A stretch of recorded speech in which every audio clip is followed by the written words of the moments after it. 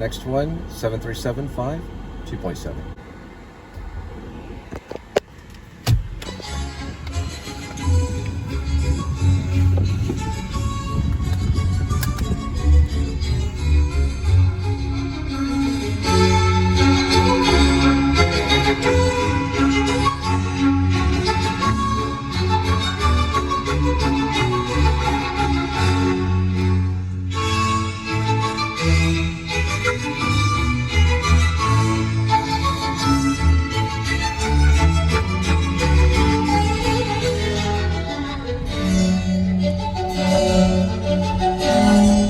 So right now, there are 6 popular types of documentaries. Ones that are kind of reaching out there and doing stuff. The poetic documentary is really cool. It's poetic. It's great. You have another one that's expository, and that does a lot of explaining, informational. They're not going to always see the filmmakers and everyone behind the scenes on both those two. Eventually, you run into what's known as reflexive. And reflexive, you see the documentarian, you see the camera, you see what's going on. There's another one that's very similar to reflexive. It uses the same one as reflexive, okay? And it'll show, you know, that it is a film, blah, blah. Maybe it clicks, maybe it's like you hear sounds and you know that you're watching something, right? It's very similar to reflexive. Persuasive, I think Roger and Me is persuasive. I'll have to look at what example they use for Roger and Me, because I could argue that. But Roger and Me, which is Michael Moore, he is a little persuasive, but he also is kind of reflexive, and he does show the crew sometimes, and himself, of course. He's a documentarian talking, and there's narration and stuff. So that's something I wanted to present. There's various types of documentaries, and you know, you're welcome to look it up, because just go to Google and say 6 types of documentaries, or 6 types of documentaries, or 6 types of a documentary, right? They're documents, you know, they're basically logged for informational content purposes and all different types. Some are even cinematic too. Like, is this a movie? And then you realize it's a documentary kind of thing. Check it out. Now, there's also what's known as the vlog, and a lot of times it's simply the vlog because the person doing it will say vlog, or they'll write that it's a vlog, or it's a video log. It's kind of like a diary. And they do have content too. They can present content. They're real popular now. It's kind of what you're watching, you know, whenever they say vlog over. They don't always have to say vlog over though, but they can sometimes. But vlog not over yet. That's a band right there.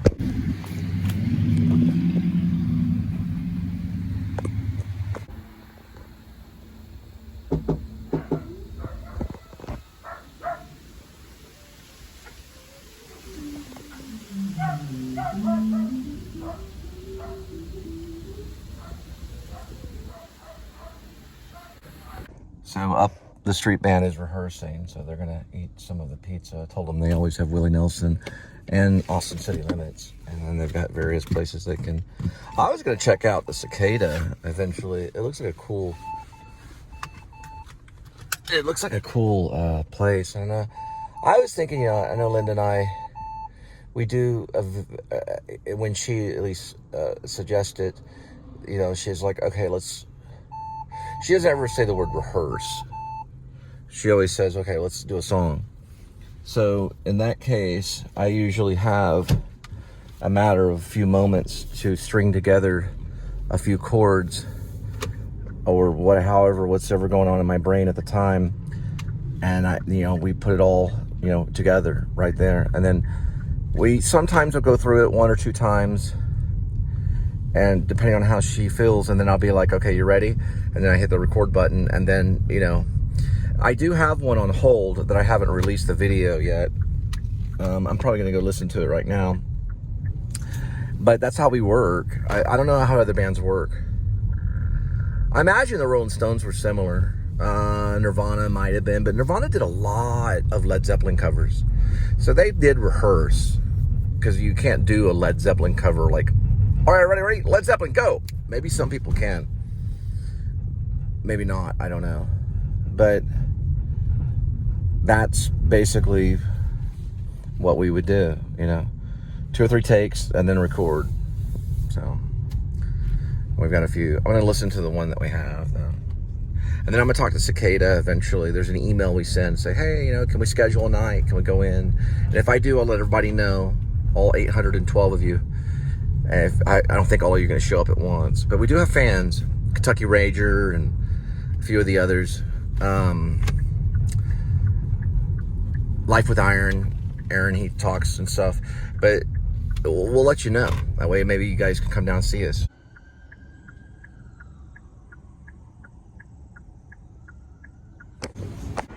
808-10, 4.3.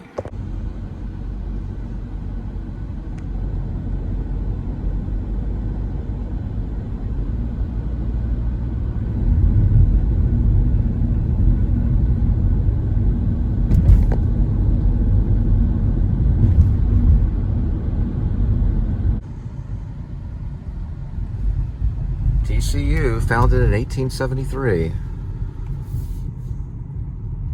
Long time ago. Like close to 150 years. It didn't start here though. It was in another area that it opened. And they eventually moved here when it first began. I guess they're doing something with the trees. Maybe it's an art project. Yeah, I can't imagine what they're doing. Why they would have just, what is that? Yeah, I'm trying to figure out if those are nailed there or no, they're tied. I don't know. They're probably landscaping is what I'm assuming. I used to work there. I was a manager there. Until these two Keystone bums walked in, or whatever you call them, Keystone buds, whatever you want to call them. And I was like, I'll just leave. It's because of a lot of things. I haven't seen my kids since March, or my 3 children since March 9th, 2019. It's just disrespectful. Let's get out. I was working for Uber when my second wife left, and then I was before then I was at a bank for 4.5 years. As a bank, I was working on being a bank manager. I was working my way up. I was already a commercial teller, and I was getting ready to be a supervisor. And then they just called me in. They get let go. People get let go. And then after that, I had to move out and find a place. My wife took 3 kids and took off.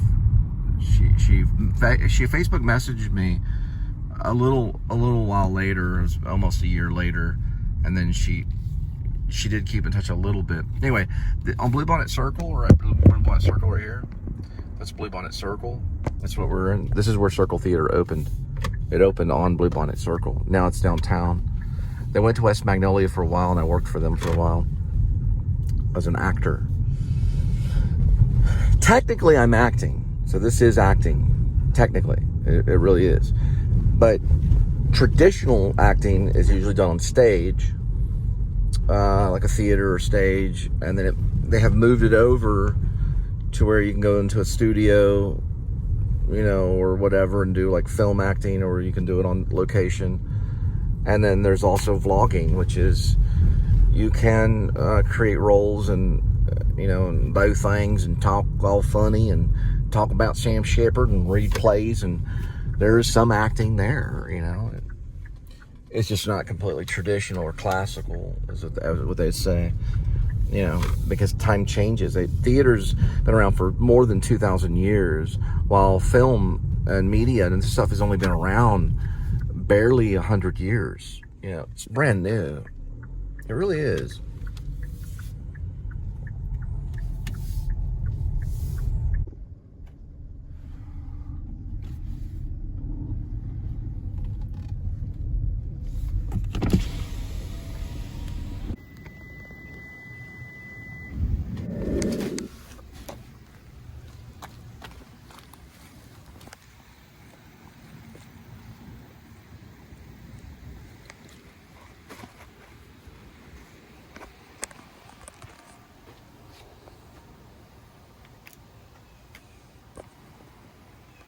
right, they did install, or they, you know, put up a mellow mushroom pizza.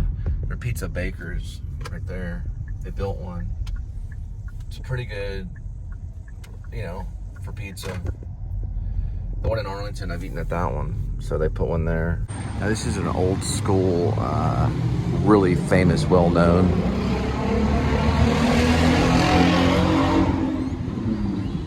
There's this right over that. So hang on just a second. 7-Eleven right here.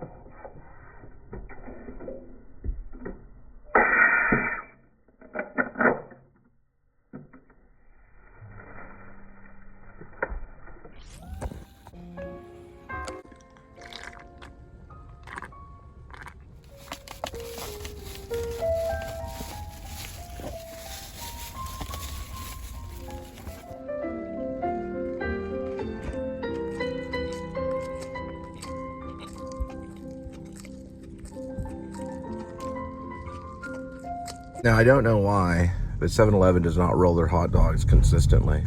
I used to work for one. We always had hot dogs rolling. I always had those hot dogs rolling. QT, they roll them 24 hours a day, 7 days a week. But it's not a full-on beef frank like 7-Eleven. Or whatever. They manufacture their own hot dogs. And they're big, thick hot dogs. They're good for you. 7-Eleven, it's got the best hot dogs in the world, other than Sam's. Sam's is a little bit better. But QT, regardless, even though they're kind of Vienna sausage, well, they're bigger than Vienna sausage, but they kind of taste like a little bit. They put some jalapenos in them. They roll them 24/7. 7-Eleven's a little sneaky about it. But Circle K is pretty good, and Racetrack. It makes, for some reason, I just get irritated. I'm like, well, what's wrong with the hot dogs? I mean, it's only 8:24. They stopped rolling them around like dinner time.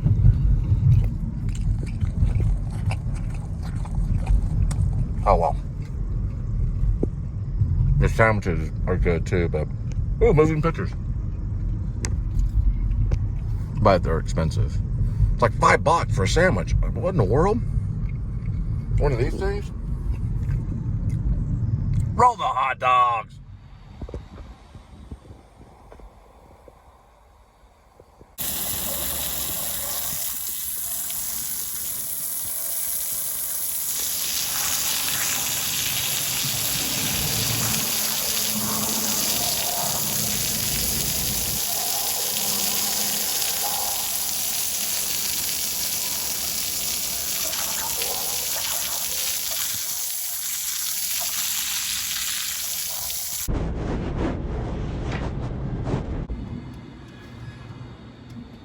Well, took the cook home.